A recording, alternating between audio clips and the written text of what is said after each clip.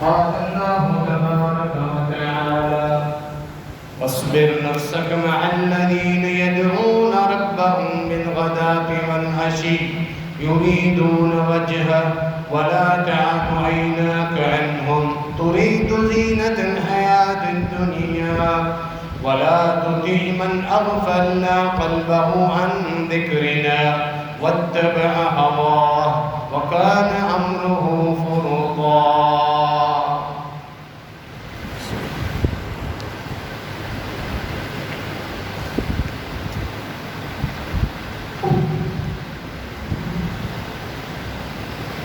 مکے کے مشرکین کا ایک دیرینہ مطالبہ تھا کہ اے محمد صلی اللہ علیہ وسلم، اگر آپ چاہتے ہیں کہ ہم آپ کی مجلس میں آئیں، آپ کی باتیں سنیں، تو آپ کی مجلس میں یہ جو کمزور آپ کے صحابہ ہیں، غریب ہیں، معاشرتی لحاظ سے بے حیثیت ان کے نزدیک، تو آپ ان کو اٹھا دیں اپنی مجلس سے. ہم بڑے لوگ ہیں، ہم نہیں چاہتے کہ ہماری مجلسوں میں یہ چھوٹے چھوٹے لوگ غریب اور کمزور یہ بھی بیٹھ جائیں اور اس میں ہماری عزت کے خلاف یہ معاملہ ہے. جب ہم آپ کو ٹائم دیں، اللہ کے نبی علیہ السلام نے صرف اس نیت کے ساتھ کہ شاید اسی بہانے وہ میری بات تو سن لیں، اس کے بعد جب ان کے دلوں میں توحید کی بات، میری رسالت کی بات بیٹھ جائے گی، دین کے اندر جب داخل ہو جائیں گے تو پھر دین کی شریعت کے احکامات پر جب عمل کرنا شروع کر دیں گے، پھر میری باقی تعلیمات بھی سنیں گے، پھر ان کے اندر جو یہ تکبر والی کیفیت ہے وہ شاید ختم ہو جائے.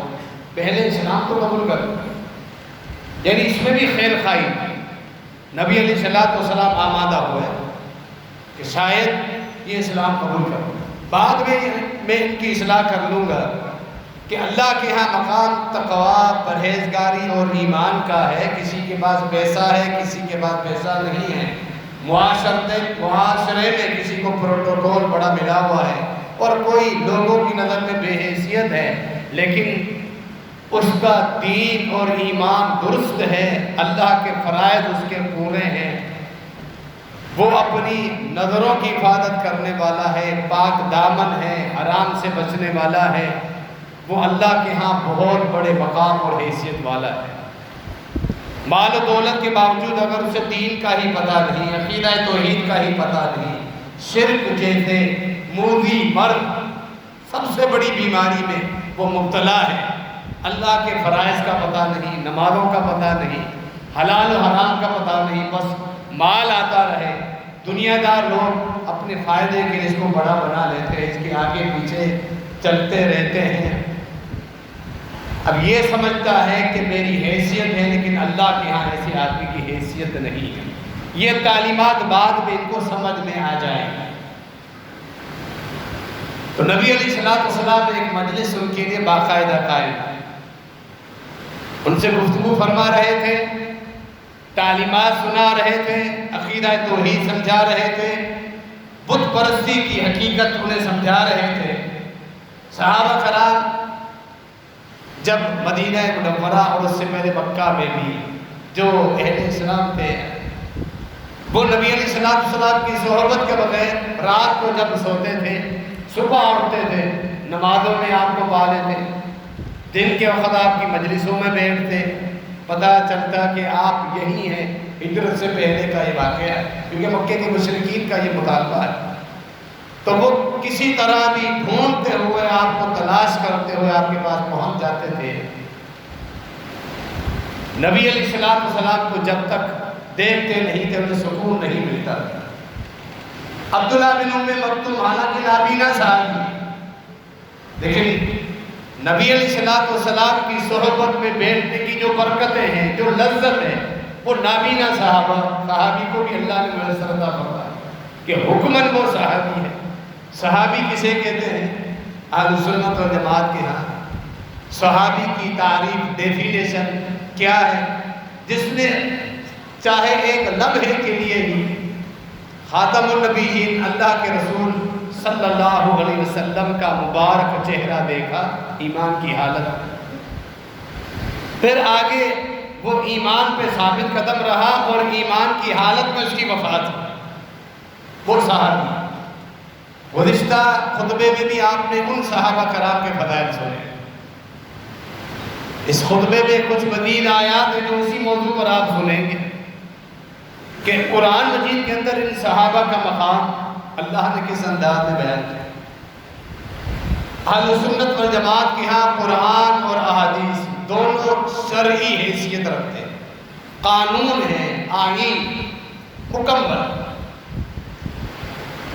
لیکن کچھ اہل باطل جن کے مذہب کی بنیاد ان صحابہ کرام جیسی مقدس ہستیوں پر تبرع ہے، ان کے ساتھ تبرع کرنا، ان کی شان میں گستاخیاں کرنا، وہ لوگوں کو بیوقوف بنانے کی کوشش کرتے ہیں کہ ہم قرآن پر ایمان رکھتے ہیں۔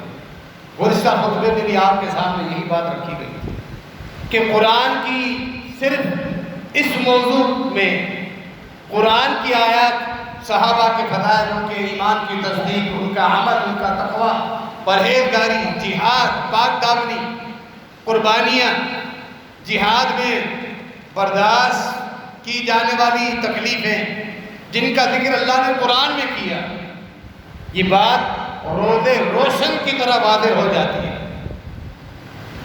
کہ وہ اہل باطل قرآن کو بھی نہیں مانتے، یہ خالی ان کا ایک ڈھکوسلا ہے لوگوں کو بیوقوف بنانے کے لیے، وہ قرآن کے بھی انکار ہے۔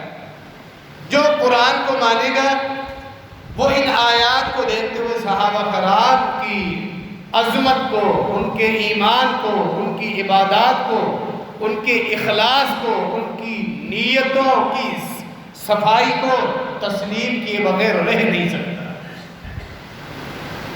اس لیے اس موضوع کے اندر آپ گزشتہ خطبے، اس خطبے میں بھی قرآن مجید کی آیات ہی سن رہے ہیں۔ کا مطلب قطع یہ نہیں ہے کہ اہل سنت و جماعت کے ہاں احادیث کمزور ان کو بیان دیا، قطع آئینی حیثیت سے قرآن و حدیث برابر۔ آئین کیا ہوتا ہے کہ قانون کہاں سے بنتا ہے، آئین قانون کہاں سے بنتا ہے، شرعی اصول ہمیں کہاں سے ملتے ہیں، قرآن اور حدیث دونوں سے۔ ایسا نہیں ہے کہ سب سے پہلے قرآن میں تلاش کرو، نہ ملے پھر حدیث میں، یہ اصول بھی ملحدین اور منکرین حدیث نے پھیلایا۔ اہل سنت والجماعت، اہل الحدیث کے علماء سے سنیں، قرآن اور حدیث میں جو مسئلہ آ جائے، خواہ حدیث میں آ جائے چاہے قرآن میں آ جائے، ہمارے لیے وہ آئین ہے، قانون ہے، دونوں کی یکساں ہے، کوئی فرق نہیں کہ جو مسئلہ قرآن سے ثابت ہو جائے وہ زیادہ مضبوط ہے، جو حدیث سے ثابت ہو جائے وہ اس سے کمزور ہے، قطعاً نہیں ہے۔ یہ اپنا دل اور دماغ صاف کرو۔ فرق اتنا ہے، قرآن کا جو مقام و مرتبہ ہے یہ اللہ رب العالمین کا کلام ہے، یہ اللہ کی صفت ہے، جبکہ احادیث خاتم النبیین جناب محمد رسول اللہ صلی اللہ علیہ وسلم کی مبارک زبان سے نکلنے والے الفاظ، قرآن خالق کا کلام ہے، احادیث مخلوق کا کلام ہے۔ یہ فرق ہے شرعی حیثیت میں، یہ دونوں برابر ہیں، ایک بال برابر بھی فرق نہیں کہ پہلے قرآن پھر حدیث۔ یہ نظریہ اہل حق نے دیا ہی نہیں کہ پہلے قرآن میں تلاش کرو، نہ ملے پھر حدیث میں، نہیں، دونوں برابر۔ ایک کئی مسائل ہیں ہماری شریعت میں، نمازوں کے، روزوں کے، زکوٰۃ کے، حج کے، نکاح اور طلاق کے، حلال و حرام کے، خرید و فروخت کے، اپنے ذاتی معاملات کے، وراثت کے، کئی ایسے معاملات ہیں جن کا ذکر ہمیں صرف احادیث میں ملتا ہے، قرآن میں سرے سے ان کا ذکر ہی نہیں، لیکن وہ ہمارے بنیادی عقائد میں شامل۔ دجال اتنا بڑا فتنہ آئے گا کہ اس کے خروج پر ایمان ہمارے ایمان کا لازمی حصہ ہے، کہ نبی علیہ السلام کی نبوت کی صداقت کی علامت ہے دجال اپنے مکمل فتنوں سمیت خروج کرے۔ پورے قرآن میں اس دجال کا صراحت کے ساتھ ذکر نہیں، تو کیا ہم اس وجہ سے اس فتنے کا جو سب سے بڑا فتنہ ہے پوری کائنات تمام انبیاء سیدنا آدم علیہ السلام سیدنا نوح علیہ السلام سے لے کر خاتم النبیین صلی اللہ علیہ وسلم تک ہر پیغمبر نے اپنی امت کو اس فتنے سے ڈرایا. فرمایا نبی مکرم جناب محمد رسول اللہ خاتم النبیین صلی اللہ تعالی علیہ وآلہ وسلم نے کائنات کے اندر سب سے بڑا فتنہ اللہ نے رکھا ہے تو یہ دجال کا. جب وہ خروج کرے گا صحیح مسلم کی روایت ہے اس وقت اللہ تعالیٰ لوگوں کے ایمان کے دروازے بند کر دے. قابل غور بات قرآن اور حدیث میں فرق دیکھیں, ہماری آزمائش دیکھیں. جب دجال واقعتاً نکل آئے گا شک کرنے والے لوگ انکار کرنے والے لوگ فوراً اسلام قبول کرنے کے لیے آ جائیں کہ مسلمانوں کے پیغمبر خاتم النبیین صلی اللہ علیہ وسلم کی اتنی بڑی پیشن گوئی ہو بہو مکمل ہو رہی ہے. یہ اسلام سچا دین ہے, مسلمانوں کے رسول واقعتاً اللہ کے رسول ہیں, نبی ان کا دین سچا ہے. پھر جب ان کا دین سچا ہے تو ان کے دین میں رہنے والوں کے لیے عمل کرنے والوں کے لیے اللہ کی طرف سے جنتیں بھی ہیں, انکار کرنے والوں کے لیے جہنم جیسے دردناک عذاب ہے. اب وہ ایمان لانے کے لیے پہنچ جائیں گے. یوم لا ينفع نفسا ایمانها سورۃ الانعام کی آخر میں جس کی تفسیر ہمیں صحیح مسلم نے دی اتھینٹک حدیث کی کتاب میں ملتی ہے. فرمایا اس وقت اللہ تعالیٰ ایمان کے دروازے بند کر دیں. بس یہی تو تمہاری آزمائش تھی. بن دیکھے یؤمنون بالغیب, میرے نبوت کی صداقت کو کون, میرے پیغمبر کی صداقت کو کون تسلیم کرتا ہے بن دیکھے, اور کون انکار کرتا ہے. ایمان کے دروازے بند ہو جائیں, شک کرنے والے انکار کرنے والے سب آ جائیں. اتنی اہمیت ہے اس فتنے کی. ہمارے ایمان میں شامل ہے, اپنے فتنوں سے فتن نکلے گا. قرآن میں ذکر نہیں, جب نکلے گا لوگ ایمان لائیں گے دروازے بند, کفار سجدے میں گر جائیں گے. نہیں, اب نہیں, قرآن میں کہیں ذکر نہیں. یہ احادیث کی شرعی ہے, یہ بے شمار مسائل اور بھی ہیں, ہمارا یہ موضوع نہیں. اس تمہید میں کسی کو یہ غلط ہے, کیونکہ خطبے کے بعد بعض ساتھیوں نے سوال کیا کہ کیا ہم احادیث کو عارضی طور پر موقوف کر سکتے ہیں, تو ان کے سامنے وضاحت کی گئی یہ مقصد ہی نہیں تھا. اہل باطل کے بطلان کو مزید واضح کرنا مطلوب ہے کہ وہ احادیث کو تو نہیں مانتے, قرآن کے بھی انکار کیا. بس اسی لیے صحابہ کے فتح جو قرآن سے ثابت ہے گزشتہ خطبے میں آپ کے سامنے بیان کیا. جب نبی علیہ السلام نے ان مکے کے مشرکین کو وقت دیا, عبداللہ بن ام مکتوم نابینا کے صحابی کی تعریف آپ نے سنی. وہ صحابہ کرام جو نبی علیہ السلام کو دیکھا اور حالت ایمان میں ان کی وفات ہوئی, ان سب کے لیے یہ فتح ہے.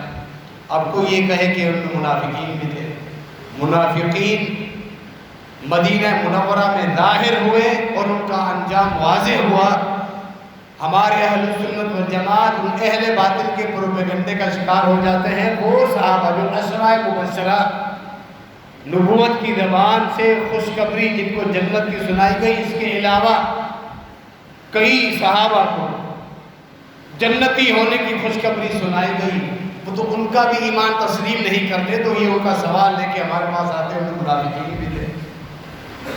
جن صحابہ کرام نے منافقین کے خلاف جنگ کی, جہاد کیا, لڑائی کی دین کے دفاع کے لیے, وہ جو منافق علیحدہ تھے ان تمام صحابہ پر آپ منافق ہونے کا شک کرتے ہو تاکہ صحابہ کی شخصیت دوبارہ مشکوک ہو جائے, یہ ناانصافی ہے, یہ ضرور ہے. عبداللہ بن ام مکتوم نبی علیہ السلام کے بارے میں پوچھتے ہوئے اس مجلس میں پہنچے.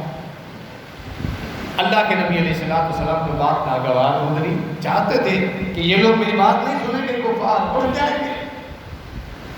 اللہ رب العالمین کو اپنے محبوب خاتم النبیین صلی اللہ علیہ وسلم کی یہ ناگواری اور چہرے پر ناگواری کے جو تاثرات ظاہر ہوئے, پیشانی مبارک پر سلوٹیں آنے لگی, ناگواری کی وجہ سے انسان کی پیشانی پر سلوٹیں آنا شروع ہو جاتی ہیں۔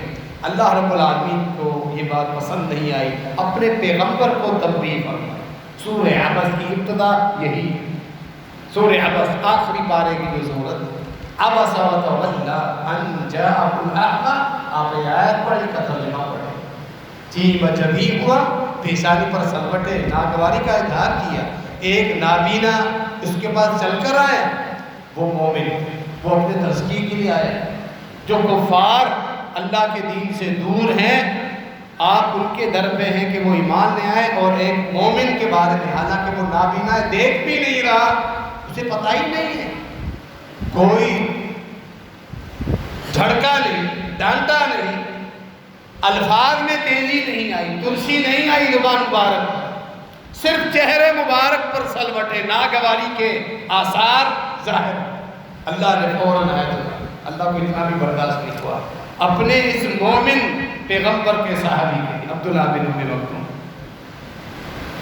یہ انفرادی طور پہ ایک صحابی کی فضیلت، عبداللہ بن ام مکتوم، اللہ نے اپنے اہل ایمان صحابہ کی وجہ سے اپنے پیغمبر کو بھی تنبیہ فرمائی۔ کفار ایمان نہیں لاتے، نہ لائیں، مجھے ان کی پرواہ نہیں، لیکن ایک آپ کا صحابی جو آپ پر ایمان لا چکا ہے، اس کے آنے کی وجہ سے آپ کو اس طرح کا رویہ نہیں کرنا چاہیے۔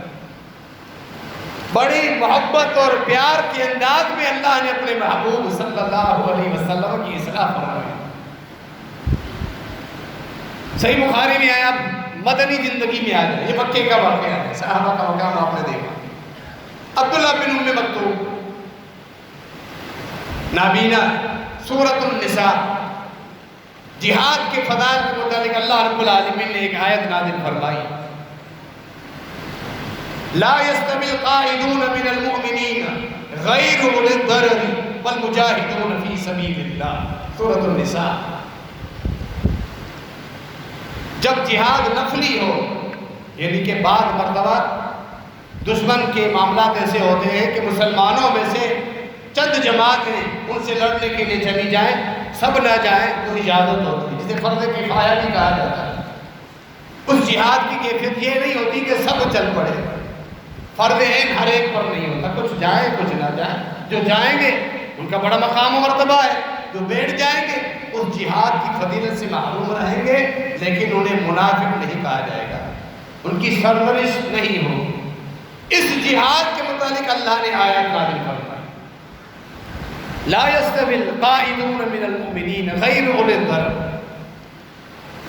جہاد کے لیے جو بیٹھنے والے، جو جہاد سے بیٹھ گئے اہل ایمان، اور وہ اہل ایمان جو جہاد کے لیے نکل گئے، یہ برابر نہیں۔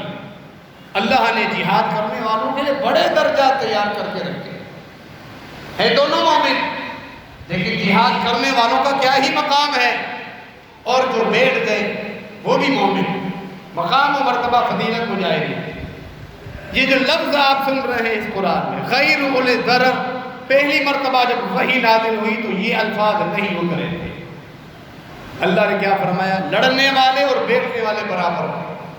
عبداللہ بن ام مکتوم نے آیا سنی، نبی علیہ السلام نے کاتب وحی زید بن ثابت رضی اللہ عنہ کو بلوایا، فرمایا یہ آیت لکھو، املا فرما رہے، پڑھنے لگے آیت، زید بن ثابت نے لکھنا شروع کر دیا۔ عبداللہ بن ام مکتوم نے کہا اللہ کے رسول صلی اللہ علیہ وسلم، اللہ فرما رہا ہے لڑنے والے بیٹھنے والے برابر ہیں، میں تو نابینا ہوں، معذور ہوں، میرے ساتھ عذر ہے۔ اللہ نے یہ تو وضاحت نہیں فرمائی، میں تو لڑنا چاہتا ہوں، لڑ نہیں سکتا، اتنے درجات سے میں محروم کیوں ہو رہا ہوں؟ میں بھی تو جہاد کرنا چاہتا ہوں، لیکن عذر ہے میرے پاس، میں کیوں محروم ہو رہا ہوں؟ میں لڑ نہیں سکتا، اللہ نے میرے لیے کچھ نہیں فرمایا۔ نبی علیہ السلام خاموش ہو گئے۔ اللہ عرش پہ مستوی ہے، لیکن کائنات میں ایک ایک چپے سے واقف ہے، گفتگو سن رہا ہے، اور ہمارے دلوں کی دھڑکنیں بھی سن رہا ہے، شعرت سے زیادہ قریب ہے، اس کا علم، اس کی قدرت، اس کی مدد، نصرت ہے، وہ عرش پہ مستوی۔ جبرائیل امین کو اللہ نے دوبارہ بھیجا۔ آج کل کی اصطلاح میں ہم کہتے ہیں ٹیکسٹ ہم لکھتے ہیں اس کو ایڈٹ کرتے ہیں، کچھ الفاظ رہ جاتے ہیں، دوبارہ لکھتے ہیں۔ اللہ کی حکمت ہے، اللہ اپنی ایک مومن بندے کے مقام کو دکھانا چاہ رہا ہے۔ پہلے غیر اولی الضرر اللہ نے نہیں اتاری آیا کہ کوئی استثناء اس میں نہیں تھا۔ جو اہل عذر ہے، عبداللہ بن ام مکتوم نے اعتراف کر سوال کر دیا، میں ان فضیلتوں سے کیوں محروم ہوں؟ صحابہ کرام لڑتے تھے آخرت کے درجات میں، باقی میرے ساتھی جو سالم ہیں، جو عذر سے محفوظ ہیں، وہ تو لڑائی کر کے فضیلت حاصل کر لیں، میں نابینا ہونے کی وجہ سے لڑائی نہیں کر سکتا، تو میرے درجات پیچھے کیوں رہ جائیں جنت کے درجات میں سے؟ ان کی طمع، ان کی لالچ، ان کا تقابل مقابلہ حصول جنت کے لیے ہوتا ہے۔ اللہ رب العالمین نے پھر دوبارہ آیت نازل لا یستوی القاعدون من المؤمنین غیر اولی الضرر، پہلے یہ الفاظ نہیں موجود تھے، اللہ نے الفاظ دوبارہ بڑھائے، پھر دوبارہ یہی آیت آئی غیر اولی الضرر۔ ہاں وہ بیچنے والے جن کے پاس عذر نہیں ہے، وہ اور لڑنے والے برابر واضح ہوگی بات، یعنی جن کے پاس عذر ہے، نیت ہے لڑنے کی، عذر کی وجہ سے نہیں لڑ سکتے، انہیں عذر کی وجہ سے گھر بیٹھنے کے باوجود پورا مجاہدین کے برابر ثواب ملے گے، پورے درجات ملیں گے۔ اب عبداللہ بن ام مکتوم مطمئن، یہ ایک انفرادی حیثیت ہے اس نابینا صحابی کی، اللہ کے ہاں اس کا کیا مقام و مرتبہ ہے، جس کی وجہ سے اللہ نے اپنا قرآن دوبارہ ایڈٹ کر کے بدل کے دوبارہ نازل کیا۔ سورۃ الکہف کی آیات میں نے ابتدا میں پڑھی، جب مکے کے مشرکین نے اس بات میں زیادہ دور بھرا، اللہ نے اپنے پیغمبر پہ ایک مکمل اصول نازل فرما دیا، اب مجھے ان کے ایمان کی ضرورت نہیں ہے، جن کا مطالبہ یہ ہے کہ آپ کی محفل میں سے یہ کمزور اور ناتواں دنیاوی حیثیت سے ان کو اٹھا دیا جائے، نہیں۔ اب اللہ نے اپنے پیغمبر کو باقاعدہ ایک اصول اور قانون بتا کے شرط لگا کے پابند کر دی۔ سورۃ الکہف کی یہ آیت دیکھیں، وَاصْبِرْ نَفْسَكَ مَعَ الَّذِينَ يَدْعُونَ رَبَّهُمْ بِالْغَدَاةِ وَالْعَشِيِّ يُرِيدُونَ وَجْهَهُ وَلَا تَذِيدُ عَيْنَاكَ عنهم، اے میرے پیغمبر وَلَا تَعْدُ عَيْنَاكَ عَنْهُمْ تُرِيدُ زِينَةَ الْحَيَاةِ الدُّنْيَا، اے میرے پیغمبر، اے میرے محبوب صلی اللہ علیہ وسلم، آپ روک کے رکھیں اپنے آپ کو، آپ وقت دیں، آپ بیٹھیں اپنے ان صحابہ کے ساتھ، اپنے اہل ایمان ساتھیوں کے ساتھ جن کی خوبی کیا ہے، صفت کیا ہے، وہ صبح شام اللہ کا ذکر کرتے ہیں، صبح شام یدعون ربهم بالغداة والعشی ولا تعد عیناک، صبح شام اللہ کا ذکر کرتے رہتے ہیں۔ اہل ایمان صحابہ کے اندر بیٹھے، انہیں وقت دے، انہیں ٹائم دے، یہ اللہ نے پابند کیا اپنے پیغمبر کو۔ کفار کو چھوڑ دیں، ایمان نہیں لاتے، نہیں لائے، ان کی وجہ سے آپ میرے اہل ایمان مومنین کو، مسلمانوں کو آپ اٹھا نہیں سکتے اپنی محفلوں سے، بلکہ آپ ان کو ٹائم دن کے بعد بیٹھے۔ یہاں صحابہ کرام کی بے شمار فضائل خوبیوں میں سے ایک خوبی ہمارے لیے فائدہ ہے، اللہ کے قرآن کے ایک لفظ میں اسباق ہیں، نصیحتیں ہیں، ہمارے لیے قابل اقتداء پہلو ہیں کہ صحابہ کی بے شمار خوبیوں میں سے ایک خوبی، مزے کی بات، اس خوبی کی وجہ سے ہی اللہ کے نبی کو پابند کیا گیا آپ ان کے بعد بیٹھے۔ وہ کتنی بڑی خوبی ہے، وہ کیا خوبی ہے، وہ کون سا عمل تھا جس کا ذکر یہاں اللہ نے کیا؟ انہوں نے تو جہاد بھی کیے، صدقات بھی کیے، نمازیں بھی پڑھتے تھے، تہجد بھی پڑھتے تھے، بے شمار خوبیاں ہیں۔ یہاں اللہ نے کس خوبی کا ذکر کیا، کس عمل کا ذکر کیا؟ یدعون ربهم بالغداة والعشی، اپنے رب کو پکارتے رہتے، اس کا ذکر کرتے رہتے صبح اور شام۔ ہمارے لیے سبب ہے کہ یہ بہت بڑا عمل ہے، صبح شام کے اذکار کا اہتمام کیجیے، بہت بڑا عمل۔ اس عمل سے غفلت مت کریں، غافل مت ہو جائیں، اپنے اوقات میں سے وقت نکالیں، مصروفیات میں سے وقت نکالیں۔ فرائض کے بعد، فجر کے بعد صبح کے اذکار کا وقت شروع ہو جاتا ہے، عصر کے بعد شام کے اذکار کا وقت ہو جاتا ہے، وہ سیکھیں، یاد کریں، بیٹھ کر اہتمام کریں، اپنے بچوں کو سکھلائیں، گھر والوں کو سکھلائیں، آپ نہیں گھر والے بھی پڑھیں، آپ بھی پڑھیں، صبح شام کے اذکار۔ اتنا بڑا عمل جس عمل کی وجہ سے اللہ نے اپنے پیغمبر کو پابند کیا، آپ اپنے اہل ایمان صحابہ کے بعد بیٹھے جو صبح شام رب کا ذکر کرتے رہتے، اور انہیں کیا مطلوب ہے؟ یریدون وجہ۔ قرآن میں بے شمار مقامات پر، وہ اس خطبے میں بھی آپ نے دلائل سنے، اللہ نے صحابہ کی نیتوں کا ذکر کیا، اللہ گواہ ہے ان کی نیتوں کی صفائی کا، پاکیزگی کا، انہیں اللہ کا چہرہ دیکھنے کی لالچ ہے، کوئی دنیاوی لالچ نہیں، جنت، اللہ کا چہرہ دیکھنے کی لالچ ہے، یعنی اللہ کی رضا، اس کی جنت، انہیں کوئی دنیا مطلوب نہیں۔ وہ تو بہت بڑی مقدس ہستیاں تھیں کہ وہ دنیا کے لیے لڑتے، پلاننگ کرتے، سیاست کرتے، سازشیں کرتے، دنیا کے لیے، عہدوں کے لیے، کرسی کے لیے، مال و متاع کے لیے، جو ایک بے حیثیت چیز ہے، ان کا ٹارگیٹ تو بہت اونچا تھا، بہت بڑا تھا، یریدون وجہ، اللہ کے چہرے کا دیدار۔ اس دنیا دار لوگوں کی طرف دنیا کے پیچھے کاروبار، کارخانے، گھر، کوٹھیاں، بنگلے، اسٹیٹس، عہدے، کرسیاں، مال و متاع، نہیں، وہ ایسے نہیں۔ یریدون وجہ، وہ رب کے چہرے کو دیکھنا چاہتے ہیں۔ اللہ ہمیں بھی اپنے چہرے کا دیدار کرائے قیامت کے دن، جو خوش نصیب لوگوں کو نصیب ہوگا۔ وہ ایسی لذت ہوگی رب العالمین کے چہرے کو دیکھنے کی کہ اہل جنت کو جنت کی نعمتیں بھی کمتر محسوس ہوگی۔ بھلا تعدوا عیناک، اپنی نظروں کو ان سے ہٹائیں مت، مزید تاکید ہے ان کے پاس بیٹھے اور آپ کی نظریں ان سے آگے کسی اور کی طرف نہ جائیں۔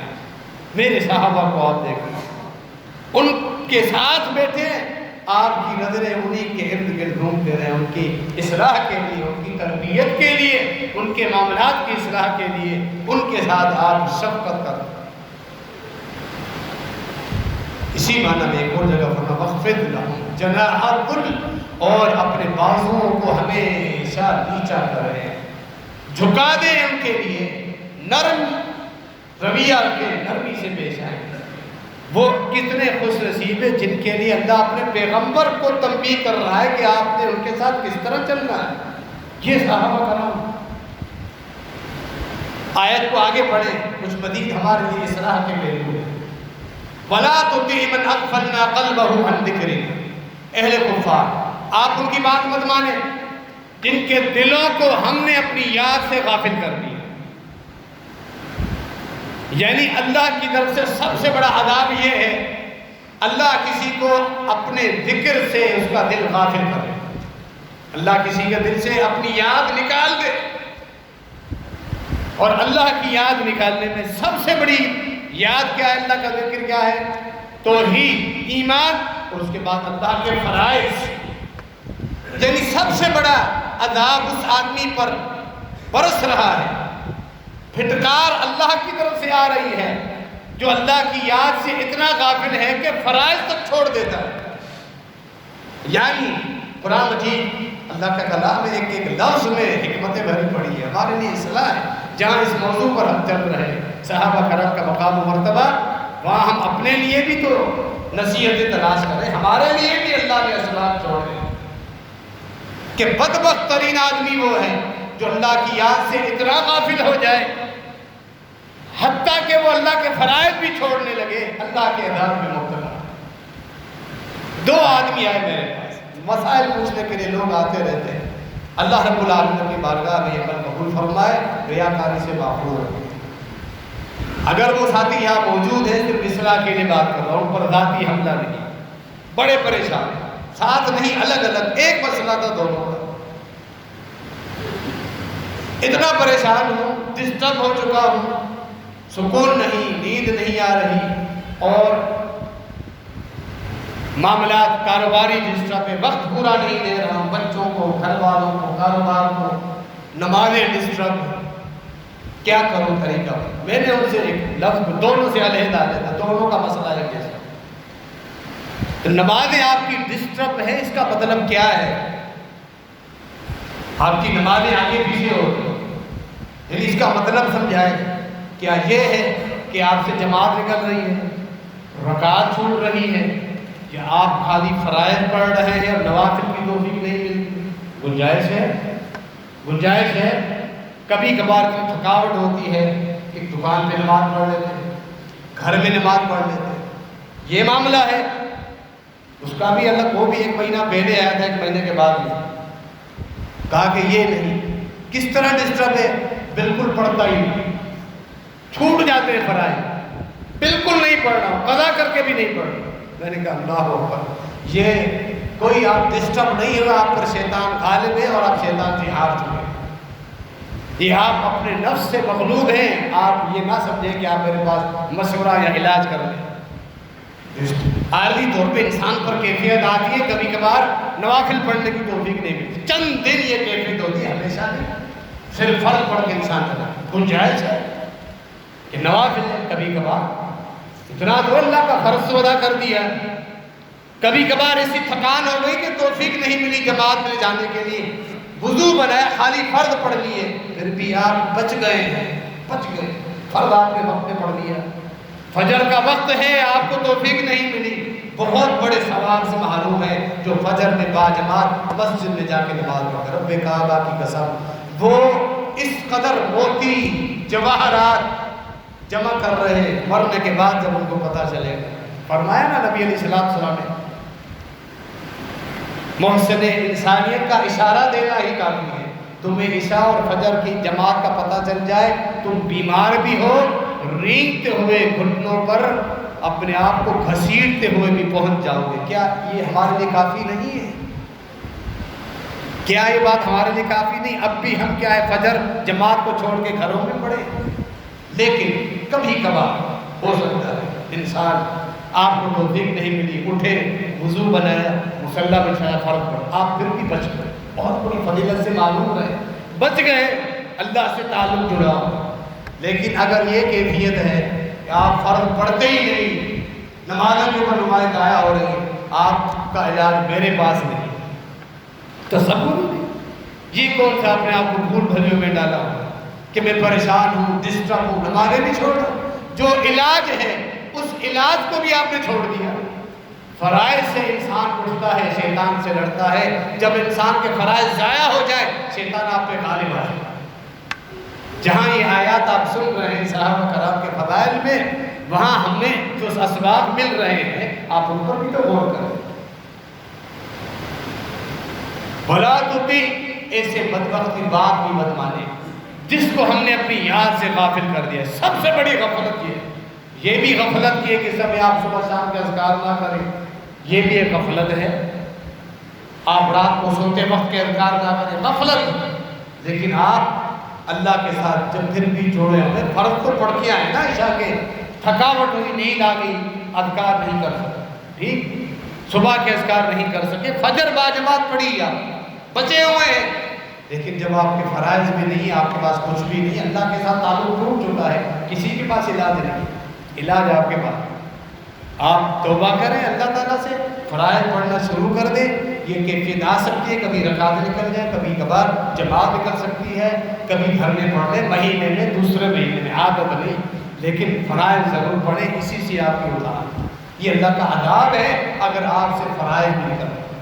وَلَا تُطِعْ مَنْ أَغْفَلْنَا قَلْبَهُ عَنْ ذِكْرِ اللَّهِ، اللہ کی یاد سے جس کا دل غافل ہے، فرمایا ایسے بدبخت کی بات نہیں مان۔ سنیے پھر اہل علم کی باتیں بھی تو سنیے، اپنے علم میں اضافہ کیجیے۔ علماء نے اس آیت کی روشنی میں فرمایا ایسا والد جو بے نمازی ہے، اولاد کے اوپر اطاعت فرض نہیں ہے۔ اللہ کا قرآن ہے، علماء نے کیا چیز ہے، ہر ایک چیز بیان کی ہوئی ہے۔ ہاں دنیاوی معاملات میں ادب کے ساتھ پیش آئے، دنیاوی معاملات میں بات مانے، دینی معاملے میں ایسے بدبخت والد کی بات نہ مانے جو بے نمازی ہے۔ اللہ کا قرآن ہے، اہل علم نے استنباط کیے، ہمارے سامنے معاملات کھول کے واضح کرتے ہیں۔ اللہ کا فرائض چھوڑنے والا آپ کیا سمجھتے ہیں، اس کا کیا مقام ہے اللہ کی نظر؟ یہ ایک ایک چیز کس طرح واضح کی گئی۔ کفار کے اندر جو سب سے بڑا اللہ کا عذاب ہے، اس آیت مبارکہ میں اللہ نے یہ بیان کیا۔ وَلَا تُطِعْ مَنْ أَغْفَلْنَا قَلْبَهُ ذِكْرَ وَاتَّبَعَ هَوَاهُ، وہ اپنی خواہشات کا پھیر، وَكَانَ أَمْرُهُ فُرُطًا، اس کا معاملہ حد سے زیادہ نکلا ہوا، اللہ کے فرائض چھوڑ دے، اس کا معاملہ حد سے ہی نکلا ہوا۔ اللہ رب العالمین ہم سب کی اصلاح فرمائے، صحابہ کرام سے دلی محبت کرنے کی توفیق عطا فرمائے، ان کے نقش قدم پر چلنے کی توفیق عطا فرمائے، آمین و علینا آمین۔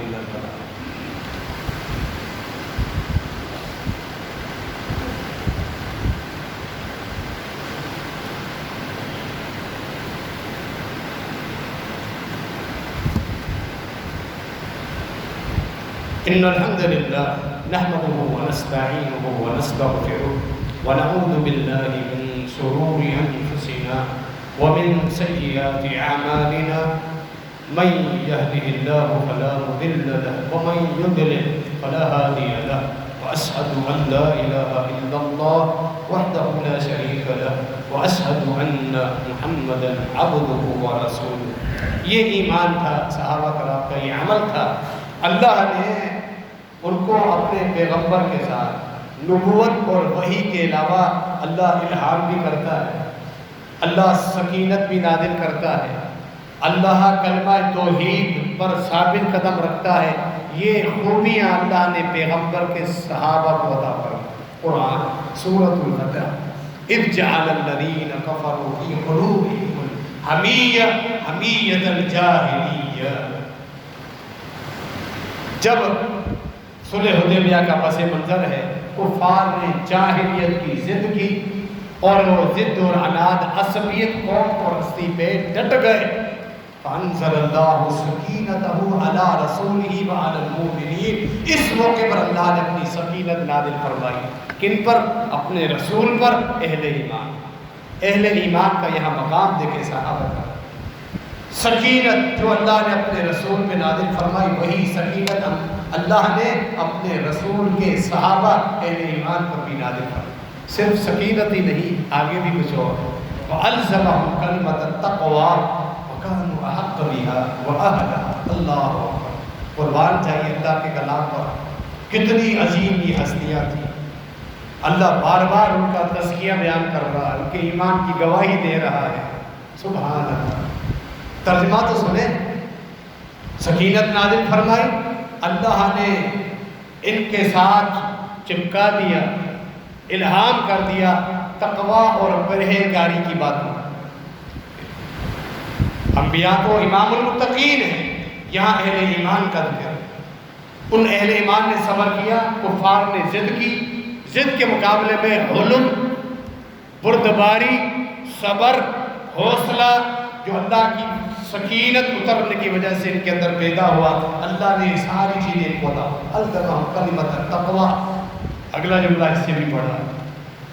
اب بھی جو آپ جملہ سنیں گے، ان عظیم ہستیوں کے متعلق لوگ پھر شک کریں، ان کالوں کو تو چھوڑ دیں جن کے دل اور چہرے لباس سب کالے، جن کے مذہب کی بنیادی قرآن کا انکار، صحابہ اہل بیت کے ساتھ دشمنی، جو اپنے اہل سنت و جماعت اہل حق کہلوانے، وہ ان کی کچھ لولی رنگلی باتیں سن کے پھر یکدم اپنا عقیدہ بھی پھیر دیتے ہیں۔ علماء سے تعلق کیوں کام نہیں کرتے؟